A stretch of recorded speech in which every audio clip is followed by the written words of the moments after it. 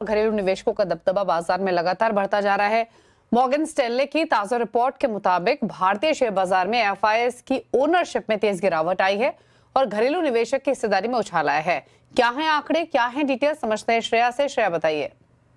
जी, good afternoon Deepali. और देखिए, भारतीय बाजार में लगातार एफआईएस की जो हिस्सेदारी है वो घटती जा रही है।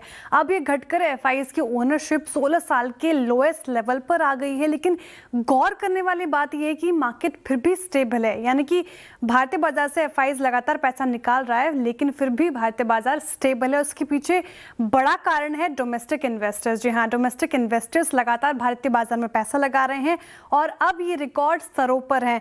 डोमेस्टिक इन्वेस्टर्स के आंकड़े रखूं मैं तो रिकॉर्ड हाई पर करीब 29% बढ़ गए हैं और क्वार्टर ऑन क्वार्टर बेसिस भी अगर आप बात करें डोमेस्टिक इन्वेस्टर्स की 53 बेसिस पॉइंट की बढ़ोतरी देखने को मिली है।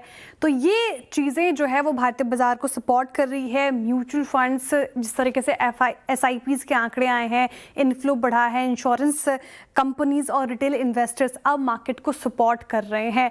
मॉर्गन स्टैनली का मानना है कि सिर्फ इतना नहीं, आगे चलकर अगर आप बात करें तो प्राइमरी मार्केट में भी काफ़ी स्ट्रॉन्ग डिमांड रह सकती है। IPOs, QIPs की अगर चर्चा कर लें तो वहां पर डिमांड काफ़ी मजबूत रहेगी। इसके अलावा कंपनीज बायबैक भी बढ़ा सकती हैं।